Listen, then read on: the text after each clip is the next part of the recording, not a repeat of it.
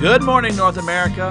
Welcome to Church Talk, lively conversation for all things church transformation. I'm your co-host, Dr. Bill Tenney Britton, in our studio in Columbia, Missouri, the heartland of the U.S.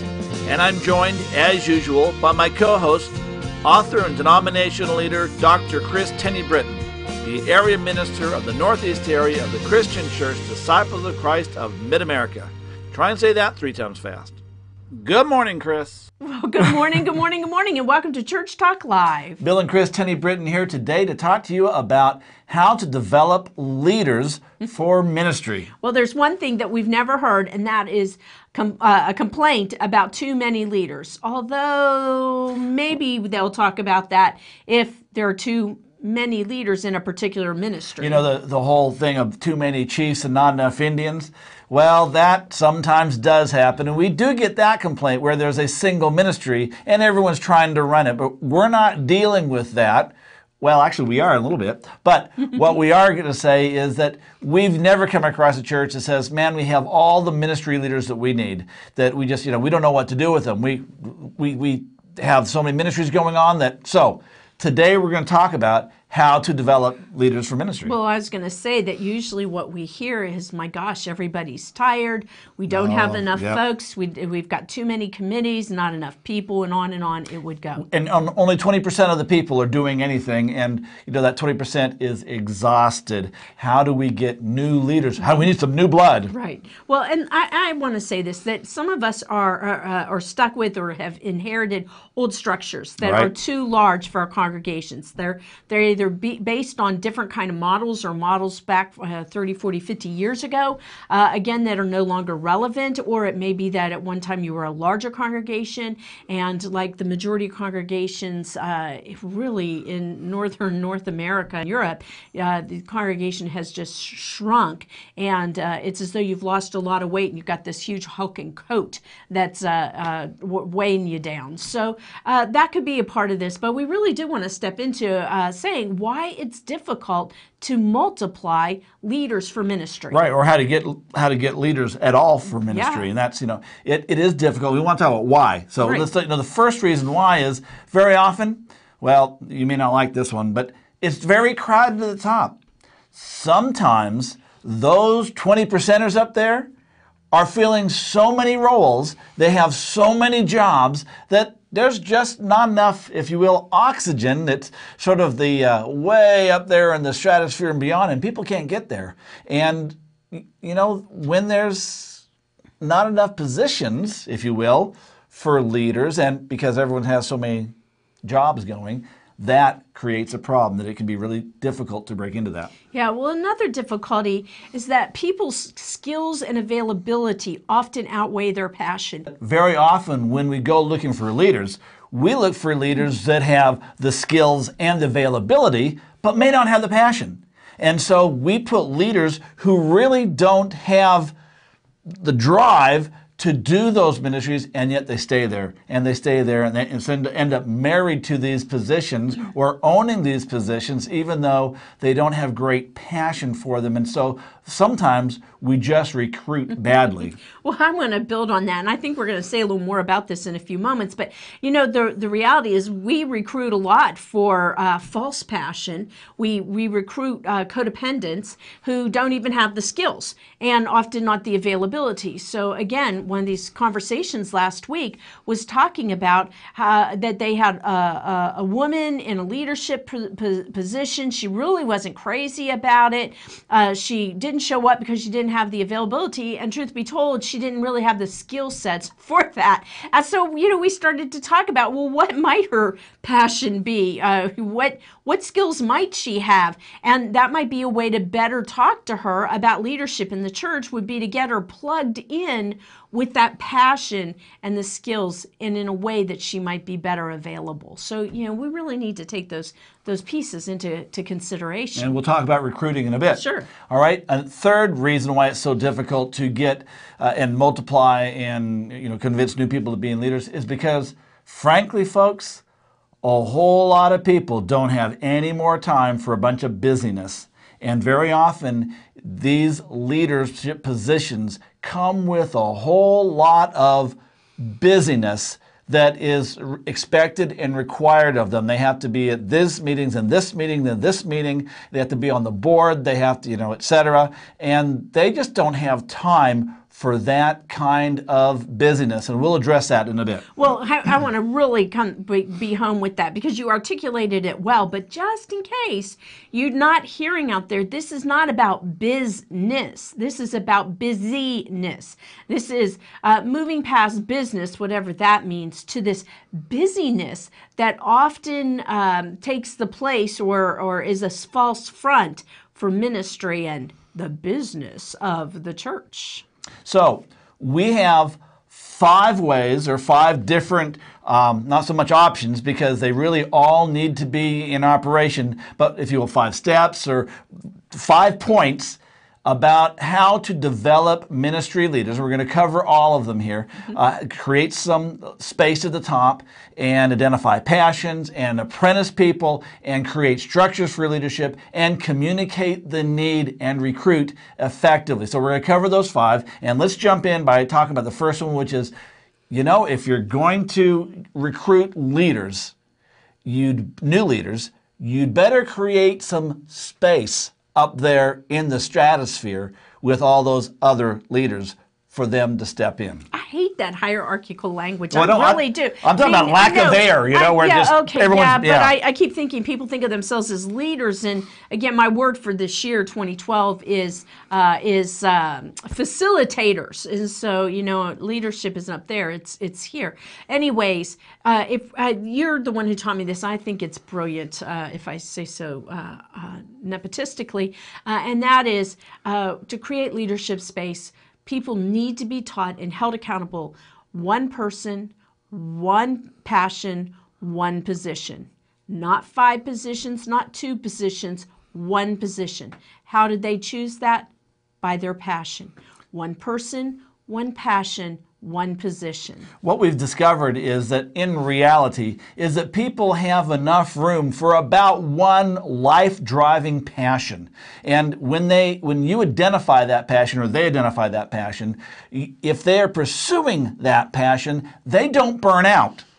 People burn out when they're doing things that are not their passion, that they're not seeing results for, etc. And when people pursue their passion, wow, the results are fabulous. And so by creating a rule, if you will, and saying, hey folks, you only get to serve in one position, and that's got to be matched by your passion, and you get a lot of pushback. Well, such and such ministry won't get done. Hey, if you don't have someone passionate for it, why do you even want to do that ministry? I think about junior high. We can't find anyone to teach junior high. Well, there's probably because you haven't found the person who has the passion who's not able to get into that position, or because you recruited badly. We'll talk about that in a bit. But the other thing is that do you really want someone who has no passion or very little passion, and maybe, who knows, maybe that's some ability or some availability, but no passion? Do you want them to lead and try to disciple your junior high kids? I don't.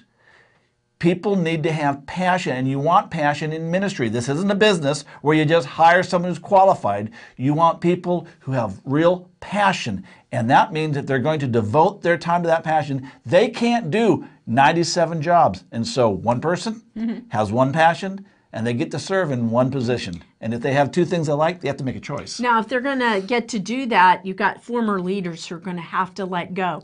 And again, in one of these conversations last week about a person who's a current leader, several ministries, and said, how are you going to let them go? And I said, just keep bringing it back to them. One person, one passion, one position. And, maybe it's that you can have in that conversation others who they've seen or that they know of or that you know of that could pick up some of those pieces. And again, we're going to say a lot more about that as we go along. But that is one of the key ways to get your former leaders to let go. And it is going to depend on your getting your current leaders and your administrative teams on board so that everybody is able to hold that party line and leaders won't have a choice, really. And here's the key, is this whole letting go is the next thing that you have to, or next step, if you will, of creating some leadership space that you have to enact. So often what happens is that a leader lets go, or they say they let go, until a volunteer or the new leader steps in and does it differently. And then the old leader steps up and says, oh, no, we don't do it that way. And the new leader leaves. It happens over and over and over again that the old leader doesn't really let go. And you have to get your leaders to let go of some of those jobs to create space for people to step in. And they have to let go and they have to walk away and let the new ministry leader or a new ministry leader succeed or fail of their own right. And so number one is create some leadership space, one person, one passion, one position, and get your leaders to let go. I'm laughing because I saw a Flip Your House or Flip My House, whatever they're called, episode this past weekend where that was exactly what was happening. The guy wasn't getting out of the way of the apprentice who's now trying to do his own job. Okay, that's enough for that. Okay, so if you're going to have people in positions, one person in a position because of their passions, you're going to have to identify their passions. This is our second tip for developing ministry leaders. You've got to identify their passions, and there are two ways to do that. One is through the personal ministry assessment, or another tool. Of course, I tout the PMA because that is a ministry out of Flip My Church, and with 21st Century Strategies, we can provide you with the tools for that and the training for that. We're also able to mobilize to come be part of your congregations to work through that process. But the personal ministry assessment looks at spiritual gifts, leadership passions, all kinds of things. Yep. Personality type, leadership type, all of those go in to get a sense of there. But here's another one. And again, I'm really just familiar with this over the last few days, and that is get to know your folk. Get to know your people, get to know your new people, get to know your people that are on the fringe. I was doing this up in a rural part of the state the other day and said, state of Missouri, and said, don't you know your people? And everybody was priding themselves on knowing their folk. And I'm like, well, you don't really know them if you don't know what they're passionate about. That's exactly right. And the way to get to know about their passion is to spend some time and listen and talk. Ask them about not just what's your passion, because they may not know immediately, which is why the PMA or some other passion measuring instrument is helpful. But if you'll listen to them and really get to know them, you'll see their passion because their eyes will light up when they start talking about it. So identify passions, and you need to identify more than just your current leaders if you can do it. And our recommendation is that you institute this, that everyone, new members, old members, everyone you can get to take it has passions identified so that you know what they're passionate about, and you can help them find the ministry in the church or outside the church where they can plug in and live through their passion. But you need to do this with everybody if you can. So, well, I want to say it's not an either or. You want to help them use their passions in the church and out of the church. That's ministry and mission. So you want to go with that. And one of a personal experience with these PMAs was being able to list this with everybody who took it in a congregation. And then when they have ministry needs, or we're talking about a new ministry and saying, is that something we could do or should do? They would look to see if they had someone there who could run with that ministry. So that's a real big thing. And I do want to give a little pushback, but only through experience. You get a certain generation or age group, and it differs between men and women who are not real crazy about doing these PMAs. Oh, I agree. And so you don't make them do it. Just you can't do it force with your them. new people. And invite everyone to do it. Make it an expectation of all your new people when you move past the generational stuff. Right. But for your long timers, don't make it an issue. Anyone stepping into a new position, before they're invited there, they have to have identified passion. So there. All right, number 3. Okay, and that is you need to apprentice new leaders, and to do that, you need to apprentice everyone. And you have a little note there that says, think McDonald's. Talk about that for a minute. I love McDonald's approaches. So when you come in to McDonald's and as an employee, you are trained on every station, and it's done in a way that you could pick up any station at any given time. But as you're taught, you don't go down, watch the video, and they toss you on there. You have the person who, you watch, then and then they work with you, and then they watch you, and that continues for a bit, and then you go to another person. I keep keep thinking in the church that we need to spend the first 1 or 2 years in the church. I know this goes against the being able to bring leaders in quickly, but anyways, I still think that particularly people aren't sure what they're interested in, they're new into the church, they should spend, maybe it's a month or a quarter, in all the different kinds of ministries to get an idea of how things work and where maybe they work or they'll fit best. But in that, you don't just toss them in. They've got an apprentice that's walking with them. You have a mentor that's walking with the apprentice. A mentor, sorry. Right, yeah. exactly. And I love what you're saying, because by doing that, especially for those who don't know their passion, they can get some experience. And as people are from outside the church, have no church background, come into the church, they don't know what various ministries look like or may be like. And so they get this opportunity, and you can watch for when their eyes light up, and then you can help hone that. One of the things that you, in terms of apprenticing everyone, is that there needs to be an expectation, and this is absolutely true of a leader. Every leader needs to have an apprentice. No leader should be able to lead in the church without a designated apprentice or a plan in which they're apprenticing everyone in that ministry surreptitiously. And we talk about shadow apprenticing in some other episodes. But the idea here is every leader must have, and you need to build this into the expectations of all leadership, must have an apprentice, someone who is being raised up so that if they suddenly dropped dead or had to move, was relocated, or in some other way was removed from that ministry, that there would be someone to step into place. It's called redundant systems. You need to have it. I was talking to some ministers recently who were getting ready for sabbaticals, and they said, covers us in a sabbatical. And I said, who covers you when you're in the hospital? Who's going to cover you when you die? So, it's like, okay, obviously we're not thinking in that. Well, I want to add to this that not only should every leader have an apprentice, but every leader should have been an apprentice. Oh, absolutely. Right? So that that people have been apprenticed in there. And how many times do we see, okay, it's January or it's July and the new round of officers have just come on, and there's been no apprenticing, no walking through, and everything goes back and forth based on those personalities rather than based on the vision and the mission of the congregation. So everybody apprentices in. Right. Okay. All right, 4. Okay, number 4. And that is, if you're going to multiply leaders, you're going to have to adjust your structure to accommodate, facilitate, and attract and keep new leaders. So you need to create or tweak your existing structures. We got some ideas on how that has to happen. Well, you're going to love this one, church folk. I just know it. You're going to have to get away from extraneous time and meeting requirements. This stuff of, hey, we got a meeting every Monday or every monthly, first Monday, whatever, from 6 to 9. You have to be there. Maybe not. The bylaws say we have to meet every month. Every committee has to meet every month. You wrote the bylaws.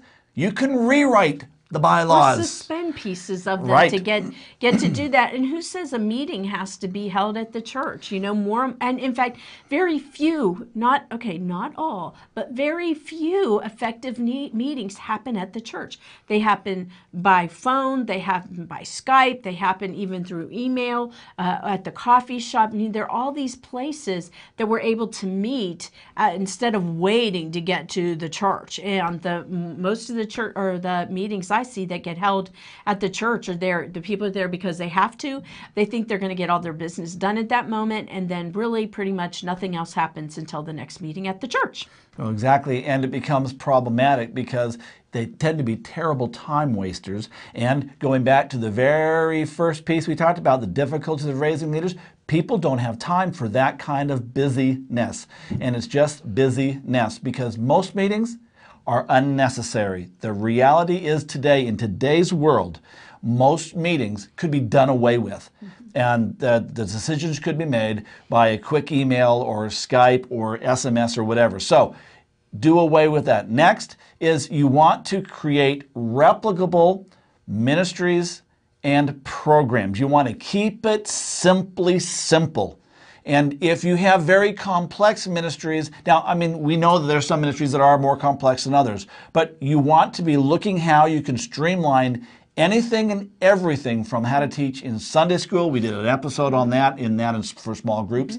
How to streamline leadership and what it takes to lead, any ministry. You want to have that set up so it's replicable and it's easily adapted and adopted and put into place by a leader. So begin looking at how you can pare things down. Another piece that is so important is to treat your leaders like staff. You can call them volunteer staff. You can call them unpaid staff. That's what we like to call ours, unpaid staff.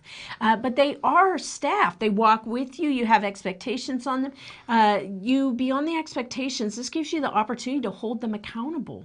Again, what are your experiences that people are going to say they're going to do this, they're going to do that, or they're not going to do this, and they're not going to do that, or they turn around. How are you holding them accountable? So if you treat them like staff, they get annual evaluations. How effective is their ministry? They get a coach. They have a coach, definitely. You provide continuing education for them and resources. You're walking with them, and you're lifting them up. And I do want to say that I was so lucky in my early years as a lay person to have ministers who did that for me. And the church maybe had some of that to be, at least they allowed for it to happen, but it was those ministers who made sure I got the continuing education, who had the books to read, who had the dialogue. I mean, they coached me over and over again. Some counseled me, but that allowed me then to go on to a staff at a very large church as a paid staff person. And one of the key things to remember as you think, well, but they're not really staff. If it's a ministry of the church, it is important enough to be treated as if it was being led by a paid staff person. Hold them accountable, encourage them, and continue the process of helping them become better and better and more effective at that. Well, another piece is that we need to make leadership easy, or let me rephrase that. It needs to be easy to become a leader. A lot of times in churches, and I've seen this over and over, they set this bar that, you have to be a member for 5 years to hold a leadership position, or even 2 years or a year. Now, I agree with Paul's counsel to Timothy, lay hands on no one quickly. So there's this whole mentoring piece and so on, and you ought to know your people. On the flip side of that is that, we live in a world in which people don't necessarily walk down the aisle, make their, yes, I want to be a member, and yet they're in the church for 2, 3, 4 years, but we continue to pass them over for potential leaders because they haven't taken that step. It might be time to consider, what are those requirements? Do you really have to be a member? And there's a lot of churches today, church plants and whatnot, that don't put, they've walked down the aisle. They're members for all practical purposes. They just haven't made that walk down the aisle or signed up on the line. If they're members, in fact, because of their participation and so on, hey, consider them as possibilities for leaders. Don't make it so difficult to become a leader.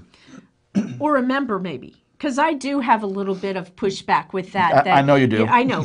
I know that, membership is a commitment, and you want leaders who are committed. And so, how you walk with that. But it may be the need to review what it means, or how you are seen as a member. Well, let's say with that. Okay. Right. Let's say with that there are no parachute drops, and that everyone has to have a coach. Well, when I talk about parachute drop, what I mean is someone who is dropped into leadership position. Hey, we're going to let you teach Sunday school. We've recruited you to teach Sunday school. Here's the curriculum. Call us if you have a problem.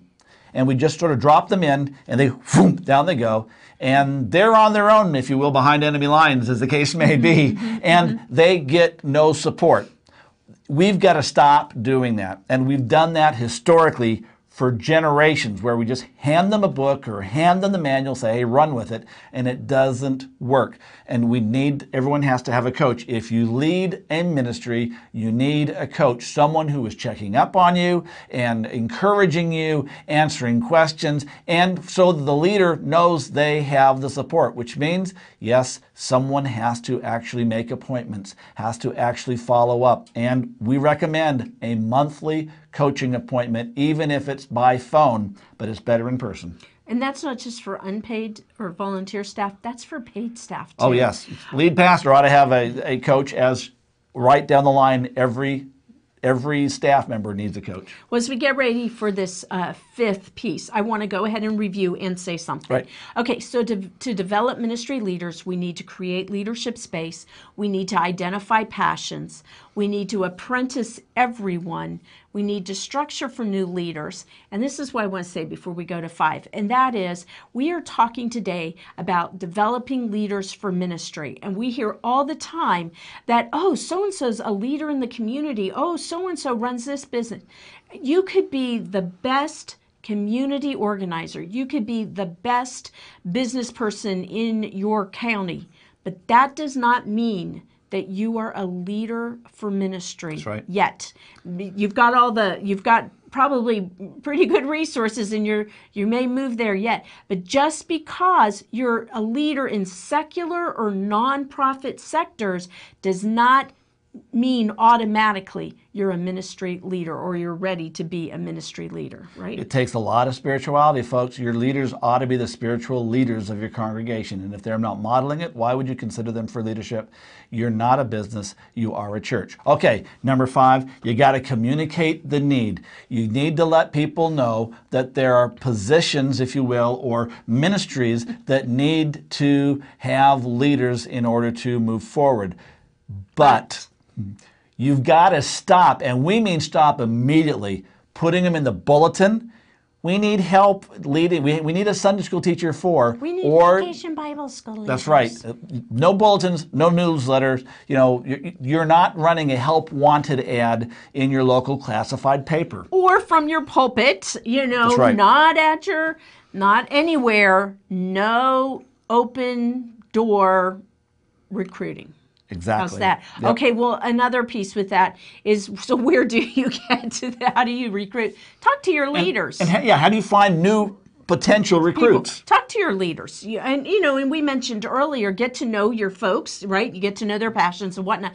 But this other piece is talk to your leaders. Who's in their ministry that they might recommend? Who have they been apprenticing? Now, we know that you probably haven't been working with apprentices and teaching your leaders. So this may be a little bit for the future, but you've got people in leadership. Sit around at a board or council executive meeting or in a particular ministry or program group committee and ask, who do you know that should or could be part of this ministry? Why do you say that? Ask them for that. Maybe you need to ask them, or you could ask them. I will take out the need. You could ask them to go and make the ask with you, to go and see this person. The person's putting them up for the possibility. Have them come with you. Are they really willing to put their body behind their mouth? You know, one of the things is that we often find is that, the nominating committee or the pastor and the staff, they know a limited and have communication with a limited number of people. And your leaders are spread out, and you want to get out because you want to find those people on the fringe, you want to find new people, and you want to talk to new members, which is the next piece. You need to, we don't want to do job descriptions. We want to cast vision. We want to talk about, when we talk about a ministry, is how it can change lives and what this ministry could be. And you want to share that with people. And if their eyes light up, if they go, wow, I've been looking for that all my life, that's where you begin looking and recruiting and bringing leaders on. But you just don't say we need a junior high Sunday school teacher. You talk about how that teacher or how that ministry changes lives and can change the face of the church, the neighborhood, and the community. Well, even if that changing lives is a bit removed, I know 2 men whose eyes light up about administrative right. details, one, and even financing and money and making things work, and the other one, those are ministries.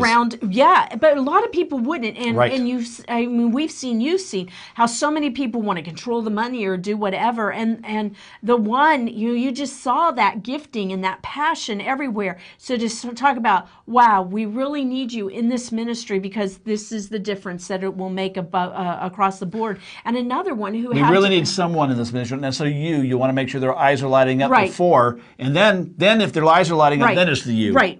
Okay. So I mean, but we'd seen that in a number of ways, not necessarily there. And then this other one, we'd known him for some time, and we needed a treasurer, and he had a lot of stuff going on and really didn't have that time. And the treasurer never came. The treasurer never came. The treasurer never came. And finally, after about 3 years, this person said, I'm at a place where I could be the treasurer. And it was like, amen. We've been waiting for you. So it's that passion, what we're good at in administrative type ministries and all around the board. Look and develop leaders for ministry by those 5, if you will, steps. Hey, we're out of time. We'll see you next week. Have a great week.